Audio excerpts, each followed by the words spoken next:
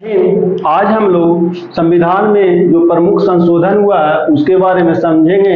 इसको 3 पार्ट में पढ़ेंगे। आज इसका पहला पार्ट है और यह एसएससी, रेलवे और भी कंपटीशन एग्जाम के लिए बहुत ही इम्पोर्टेंट है। बार बार इससे प्रश्न पूछा जाता है। आइए समझते हैं कि प्रथम संशोधन 1951 में हुआ, जिसमें जो जमींदारी उन्मूलन था, जमींदारी को खत्म किया गया। भूमि सुधार को 9वीं अनुसूची में रखा गया। 7वां संशोधन 1956 में किया गया, जिसमें भाषा के आधार पर राज्यों का गठन किया गया। इसमें 14 भाषा और 6 यूनियन टेरिटरी में भाषा थे। और दूसरा, इसमें एक व्यक्ति 2 राज्यों के राज्यपाल हो सकते हैं, परंतु इसमें वेतन और भत्ता को एक राज्य या दोनों मिल के दे सकता है। आइए समझते हैं कि 8वां संशोधन 1960, इसमें कहा गया था कि लोकसभा प्लस विधानसभा में एससी एसटी के सीटों के लिए आरक्षण।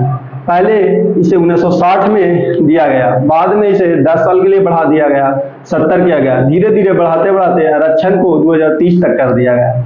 आइए समझते हैं कि 10वां संशोधन 1961, इसमें दादर नगर हवेली को भारतीय संघ में जोड़ा गया। 5वां में देखते हैं 12वां संशोधन 1962, इसमें गोवा प्लस दमन द्वीप को भारत में शामिल किया गया। 6वां में देखते हैं 18वां संशोधन 1966, इसमें सेंटर केंद्र 2 या 2 से अधिक राज्य और यूनियन टेरिटरी को पुनर्गठन कर सकता है। जैसे पहले जो पंजाब था वो पेप्सू के नाम से था। PEPSU means Punjab east Patiala state union. इसको तोड़कर पंजाबी भाषा क्षेत्र में पंजाब किया गया। हिंदी भाषा क्षेत्र के लिए हरियाणा बनाया गया। हिमालय पर्वत क्षेत्र में हिमाचल प्रदेश किया गया और केंद्र शासित प्रदेश को चंडीगढ़ किया गया। इसको इसलिए तोड़ा गया कि इन सारे राज्यों का विविधता भाषा अलग अलग था। आइए समझते हैं 21वां संशोधन 1967, इसमें सिंधी भाषा को 15वीं भाषा के रूप में 8वीं अनुसूची में शामिल किया गया। आइए समझते हैं 35वां संशोधन 1974, इसमें सिक्किम को सह राज्य बनाया गया और संरक्षित राज्य से हटाया गया। आइए समझते हैं कि 36वां संशोधन 1975, इसमें सिक्किम को 22वां राज्य बनाया गया। पहले सिक्किम हमारा भाग नहीं था, उसका सिर्फ हम लोग संरक्षण करते थे। बाद में सिक्किम भारत का पार्ट बन गया और 22वां राज्य के रूप में जाना गया। आर्टिकल 2 में कहा गया है कि कोई भी विदेशी देश या उसके टुकड़े अगर भारत में मिलना चाहता है तो संसद के अनुमति से वो भारत में मिल सकते हैं। अनुच्छेद 2 में कहा गया है। आइए समझते हैं कि 42वां संशोधन 1976, इसमें 59 प्रावधान जोड़े गए हैं। 42वां संशोधन 1976 जो सुवर्ण समिति के सिफारिश पे, इसे इंदिरा गांधी के द्वारा संशोधन किया गया है। 42वां संविधान संशोधन 1976 को मिनी संविधान भी कहते हैं। इसमें बहुत सारे चेंजेस हुए हैं। इसमें संविधान आधा चेंज हो चुका था। इसमें राष्ट्रपति मंत्रिमंडल के सलाह मानने के लिए बाध्य नहीं है। आपातकाल पीएम के सलाह पर लागू होगा। आंतरिक अशांति के सलाह पर आपातकाल लागू होगा।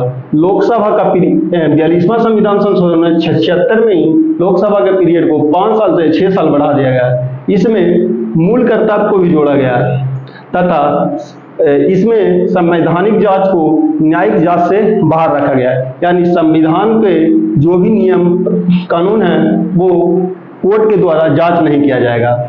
इसी में राष्ट्रपति शासन के पीरियड को 6 मंथ से 1 ईयर तक बढ़ा दिया गया था। इसी में ही अखिल भारतीय विधिक सेवा का व्यवस्था किया गया था, जो IAS UPSC ये सब का एग्जाम होता है।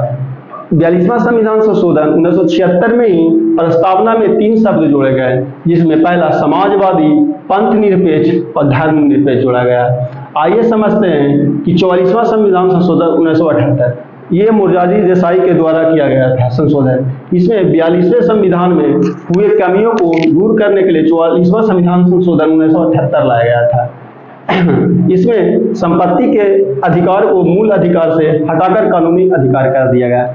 इसमें कहा गया संपत्ति के अधिकार पहले मूल अधिकार था, यानी उसे वो कोई ले नहीं सकता है, बट अब संपत्ति के अधिकार को कोई नहीं ले सकता, बट सरकार ले सकती है। इसलिए संपत्ति के अधिकार को कानून अधिकार किया गया है 44वां संविधान संशोधन 1978 में।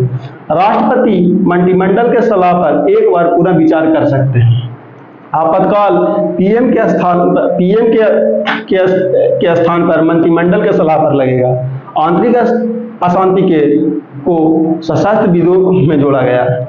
लोकसभा का कार्यकाल 44वां संविधान संशोधन लोकसभा का कार्यकाल 6 वर्ष से 5 वर्ष किया गया और 44वें संविधान संशोधन 1978 में अनुच्छेद 20 एवं 21 को राष्ट्रीय आपात से बाहर रखा गया है।